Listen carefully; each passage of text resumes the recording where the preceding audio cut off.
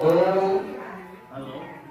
हर मानव के आंतरिक विकार को दूर कर सुदृढ़ कर आनंद लेने वाले सत्पुण्य के स्वामी सद्गुरु भगवान जी तथा संसारिक जीव रानी मानव जीवन चरित्र सुहानी पंखे साल दिले प्राणी मानव जीवन चरित्र चक्रधारा का समूह सात्विकता महान है। सात्विकता को परिणत होने के बाद ही अस्तित्व की खोज होती है।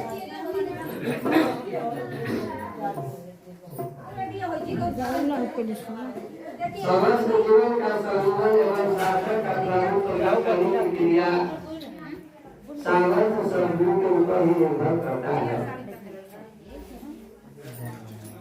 सद्गुरु किसी जाति का नाम नहीं, किसी व्यक्ति का नाम नहीं, अभेद शक्ति का नाम सद्गुरु है।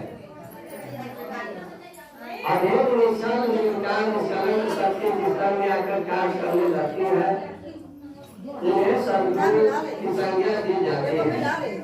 शब्द ज्ञान विवेक अनुभूति इसकी जाने कोई कर छूटी, यानी शब्द ब्रह्म है, ज्ञान गुरु है, विवेक परमात्मा है, अनुभूति शिव है। चारों शक्तियां ये जब एक में मिल जाती है, समाविष्ट हो जाती है, तभी सद्गुरु पुष्ट होता है। इसीलिए कहा गया है कि सद्गुरु का महत्व सबसे बड़ा है, सबसे आगे है। सद्गुरु से बढ़कर कोई नहीं है। भगवान कहते हैं कि भगवान बहुत बड़ा है। भगवान का भी बहुत छोटा पुरुष है, बहुत बड़ा पुरुष नहीं है। भगवान को तो साधारण आदमी थोड़ा सा क्या बजा कर अपने बस में करके नचा देता है। कहते हैं कि भक्त के बस में भगवान, अरे कि भक्त के बस में भगवान, तो भगवान तो भक्त के बस में हो, लेकिन जहाँ सद्गुरु शब्द है वो किसी के बस में नहीं है। उनके बस में सारी सृष्टि सारी शक्ति है, यानी ब्रह्म गुरु परमात्मा और शिव चारों शक्तियां जब एक में मिलते तब सद्गुरु को होता है। हम लोग के गुरु भाई परमानंद ने देखे गुरु से बड़ा गुरु का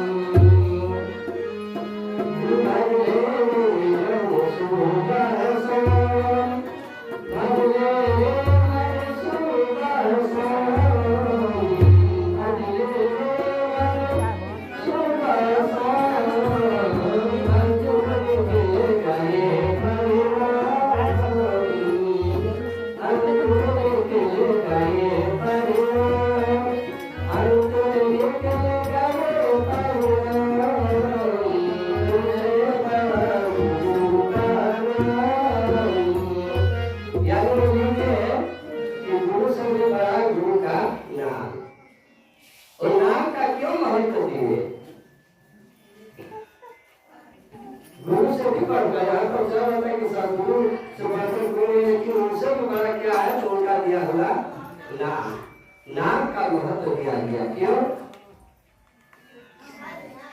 तो सद्गुरु इस नाम पर साकार शरीर में आए हैं। तो जब साकार शरीर में आए हैं तो एक वर्ष शरीर छोड़कर जाएंगे। ऐसा प्रकृति का नियम है, विधान का व्यवस्था है। फल से झाले बड़े से भूताना, जानने से मारे फिर आना जाना, यानी आवागमन का चक्र लगा हुआ है। जो फलता है वो झड़ता है, जो जन्म लेता है वो मरता है। यहाँ पर थोड़ा देर के लिए बाद में 10 बजे के बाद इस विषय से थोड़ा हट कर एक कहानी याद आ रही है। फिर थोड़ा इस पर आ जाएंगे। कहानी नहीं, सबके घटित घटना। आप लोग सुने होंगे कि एक बार गणेश जी दूध पी रहे थे, हल्ला दूध पी रहे थे, गणेश जी दूध पी रहे थे। बोले छोड़ देता नहीं भजन। तो स्वामी जी हम लोग के जो सतगुरु महाराज स्वामी ब्रह्मानंद जी थे, उस समय थे धनबाद में। आप लोग ध्यान से सुनिएगा इस बात को, दोनों में उस बिंदु पर ले जाऊंगा नाम करना।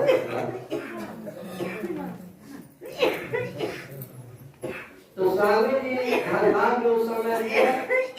स्वामी जी के साथ में हम लोग के गुरु भाई कल्याणकारी सेवानंद जी थे। हल्ला था, गणेश जी दूध पी रहे हैं। जहां पर वो थे वहां पर एक लड़का राजेश, वो भी गया दूध पिलाने के लिए। बलरामपुर में गणेश जी शंकर जी थे, वो भी दूध पिला कर आया और कहा कर सचमुच में गणेश जी पी रहे हैं। तो हम लोग के गुरु भाई लोग कल्याणकारी सेवानंद जी थे, वो बोले कि ऐसा है ना कि फिर एक बार जाओ और रुमाल ले लेना हाथ में और चम्मच से पिलाना, रुमाल किसे लगा देना, देखना कि अंदर जा रहा है कि साइड से बह कर नीचे जा रहा है। हालांकि उसने चालाकी किया था। लोग बनारस में उस समय दूध 200 रुपया लीटर तक बिका, कारण कि गणेश जी का मूर्ति बनाया था, लोग डायरेक्ट कर दिया था उनका मुंह। एक बहुत बड़ा हौला बनाया था लोग बनारस में। इधर अपने में 4-5 जो दलाल से मिलकर काम किया था लोग, और क्या किया था कि बस पिलाता था तो करीब देखिए सब पी गए, नंबर लग गया, पिलाने वाला नंबर लग गया, दूध जो है बिकने लगा खूब। और वही हौला में जाता था, उस हौला से फिर निकाल कर बिठाता था और डायरेक्ट कर दिया था। नहीं करते लोग डायरेक्ट हो गया, तो गणेश जी का मुंह और पोजीशन सब डायरेक्ट हो गया था। तो जगह जगह कुछ ऐसा व्यवस्था कर दिया, झांझरी करके हल्ला किया था लोग, और उसी में हर जगह लोग फंस गए थे। तो राजेश जब रुमाल और दूध लेकर गया और चम्मच से डाला तो रुमाल साइड में आ गया और जो है रुमाल में सब भीग गया। ताया खा के सब रुमाल में भीग गया। काका जी बताओ, वहाँ पर पिलाने वाला पिला रहा है? तो हाँ। तो शंकर जी गणेश जी सब पी रहे हैं? तो हाँ पी रहे हैं। तो ये बताओ नीचे दूध नहीं ना गिरा हुआ है? तो सब खिलबिल मचा हुआ है। बाकी चलो समझ में आ गया कि दूध नहीं पी रहे, तो हाँ नहीं पी रहे हैं। दूसरे दिन स्वामी जी को जाना था बोकारो। बोकारो जब धनबाद से बस में बैठे, बोकारो वाले बस में, तो हल्ला मचा हुआ था कि देखिए लोग कहते हैं कि देवी देवता में शक्ति नहीं है, तो कुछ नहीं है, तो सब फालतू का पूजा है। एक उसमें पंडित जी थे, उस समय बहुत धकार कर उसमें बोल रहे थे कि कहते हैं लोग कि नहीं कुछ नहीं है, देवी देवता में साक्षात जो है भगवान प्रकट हुए हैं और दूध पी रहे हैं। तो स्वामी जी चुपचाप मुस्कुरा रहे थे। उस सोचे कि भाई इन्हें अगर कुछ बोल देंगे तो और हमारा पक्का हो जाएगा काम। तो देखा कि कुछ नहीं बोलेंगे, इसे बुलवाई खोजे। तो उनके नजदीक में जाकर कहा कि महाराज जी देखिए कितना जो है आश्चर्यजनक की बात है। तो स्वामी जी बोले कि हाँ बात तो ठीक कर रहे हैं, है ना महाराज? तो हाँ एकदम बात सही है, हम भी आ रहे धनबाद से।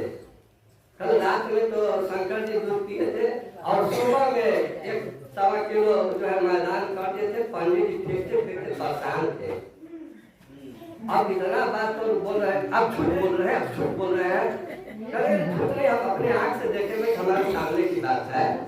मैं वहीं से धनबाद से आ रहा हूँ और पंडित जी जो फेंकते परेशान थे, यानी ऐसा लगा कि स्वामी जी के मुंह पर चढ़ जाएगा, क्या झूठ बोल रहे हैं, झूठ बोल रहे हैं।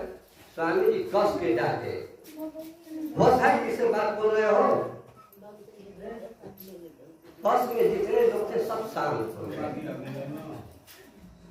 प्रकृति का नियम जानते हो,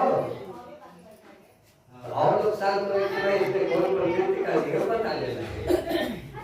कहे कि देखो प्रकृति का नियम है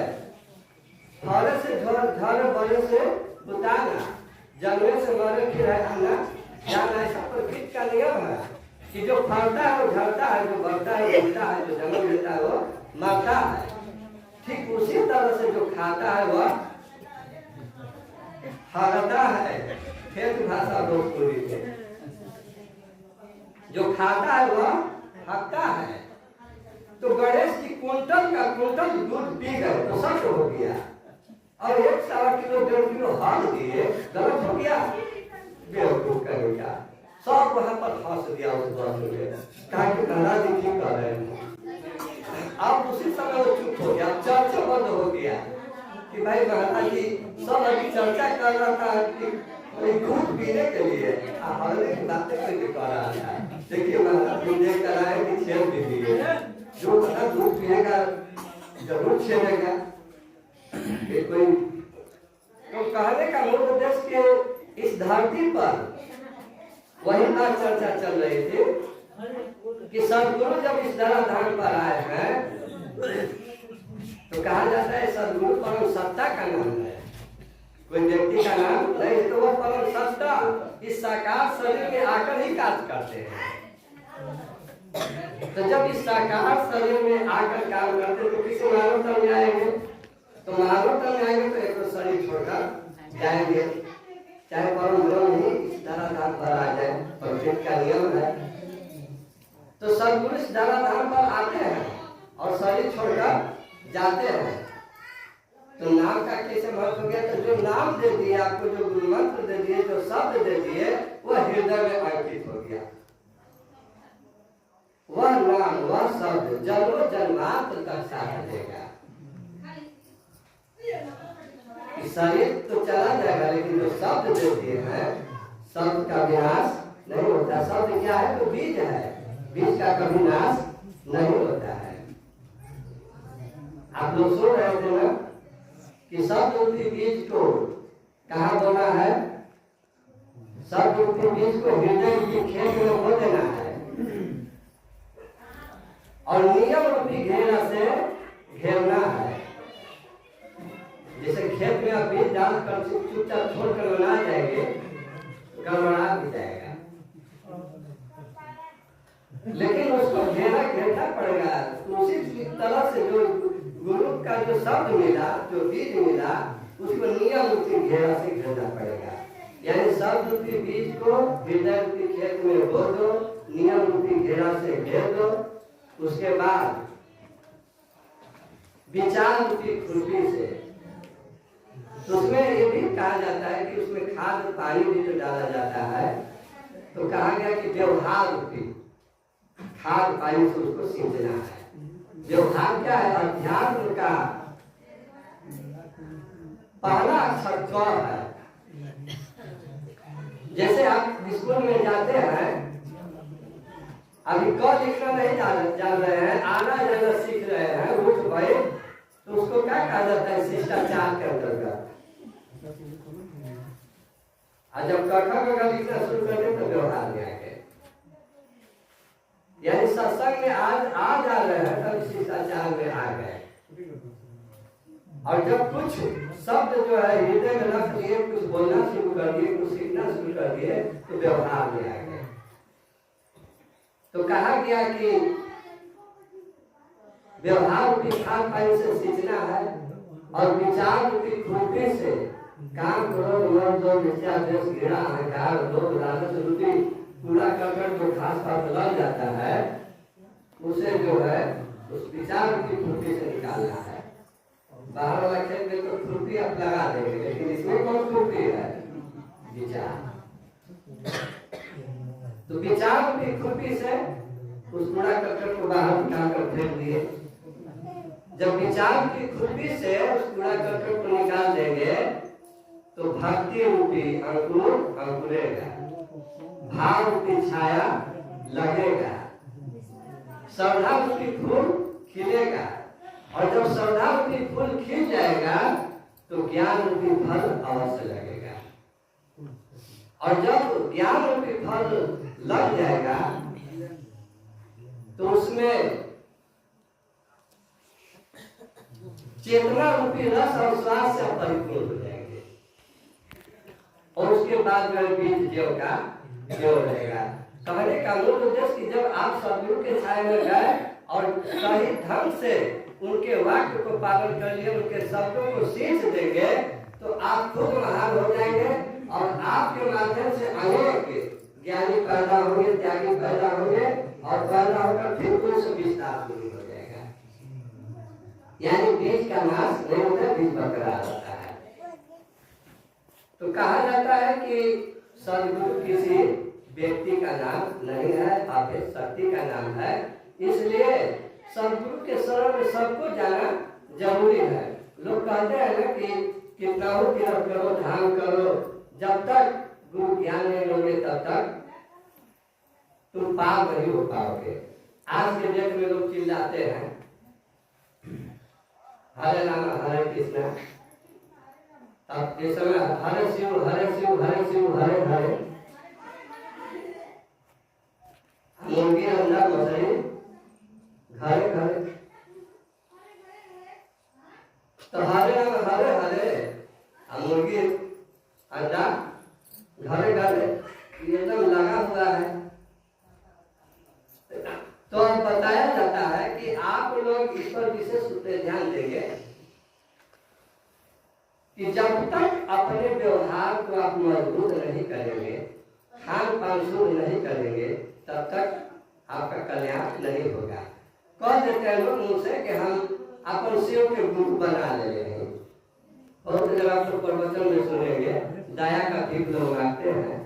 ठीक है, बहुत अच्छी बात है कि कम से कम भीख तो मांगना भी शुरू हो गया, कोई गलत बात नहीं है भीख मांगना। तो लेकिन यहाँ पर दूसरा भीख भी लोग आते हैं, तीसरा में लोग जगाते हैं जाकर जाकर, अपने जागने की कोशिश लोग नहीं करते हैं। हम बोले इस बात को कि जगाते जगाते तुम लोग थक जाओगे, वो जागेंगे नहीं। वो कैसे जागेंगे? इसी तरह से गजड़ी भंगड़ी नासा में बोल कर गाजा पीकर, भांग खाकर, धरबुला पीकर, जो सब पी लिया है तो बुद्ध सोया हुआ, उसको जागो जागो, वो जागेगा तो उसको भूख भरेगा। तो इसी तरह से काहे जागेंगे? तो मस्त है तो पहले अपने को जगाएंगे, जब तक अपने को जगाएंगे नहीं तब तक वो जागेंगे नहीं। यानी अपने आप को जगाइए। थोड़ा समय बताऊंगा। एक बार गाजीपुर जिला में हम थे, सुबह में नित्य क्रियाक्रम से लौट रहे थे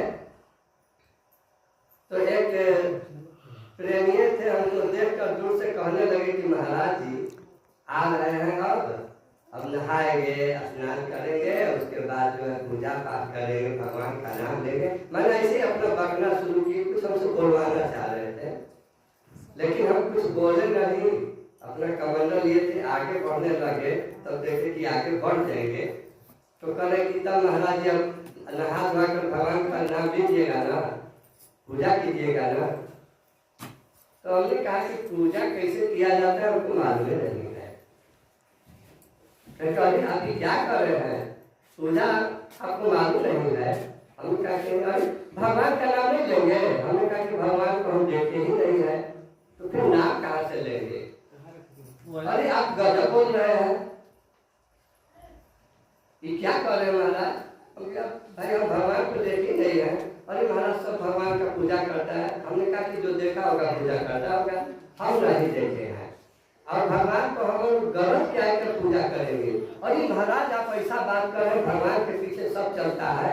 हमने कहा कि चलता होगा लोग, लेकिन हमको कोई गरज नहीं है कि हम उनके पीछे चलेंगे। हमको क्या गरज है? चलना होगा तो हमारे पीछे चलेंगे, हम उनके पीछे क्यों चलेंगे? कहते हुए हम आगे बढ़ गए। जब आगे बढ़े तो उनके अंदर भरम आ गया, महाराज लगता है नास्तिक है, देवी देवता भगवान को नहीं मानते हैं लोग। सत्संग में ऐसा होता है, नहीं मानता है लोग, लेकिन उनको रहा नहीं गया।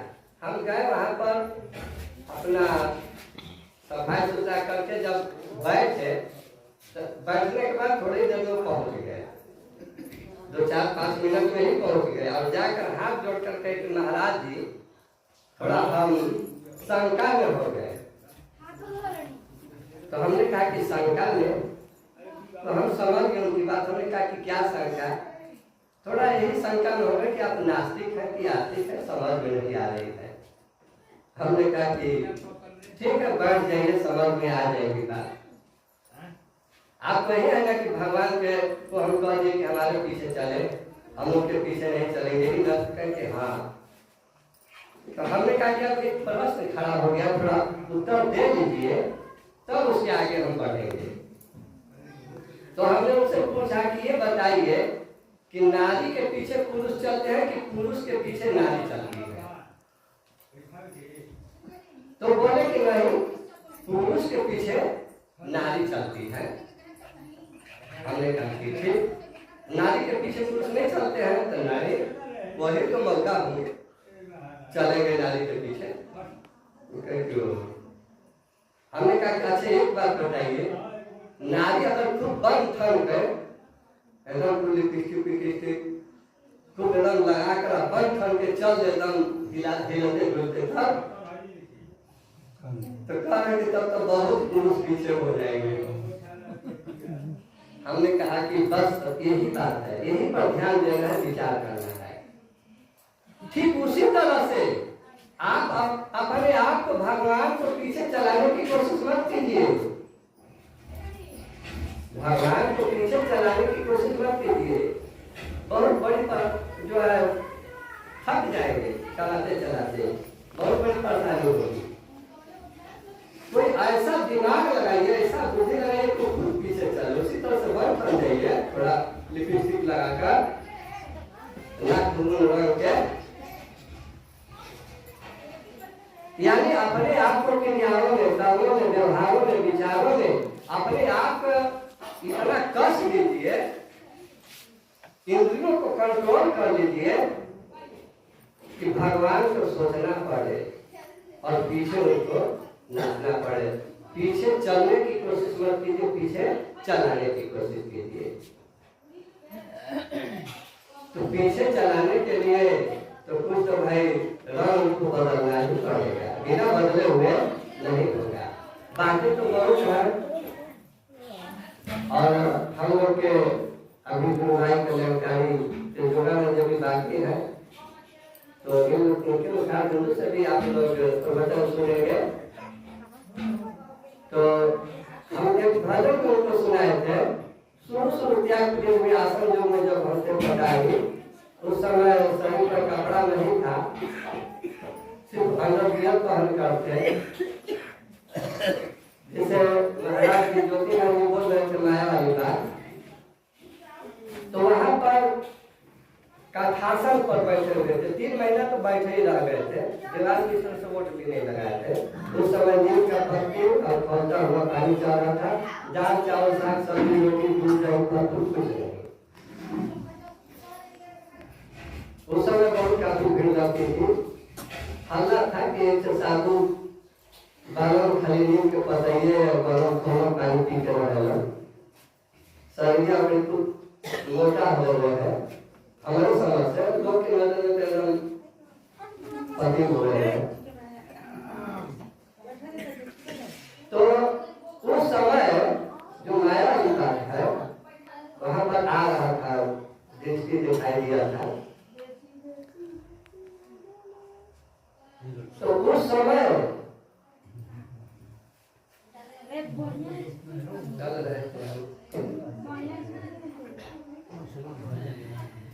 हाँ उसी समय त्याग में थे, तो उसी समय एक भजन आया हुआ था कि फूल गजरा सुंदरा सदैव गोपिया गोपिया फूल गजरा फूल गजरा सुंदरा सदैव गोपिया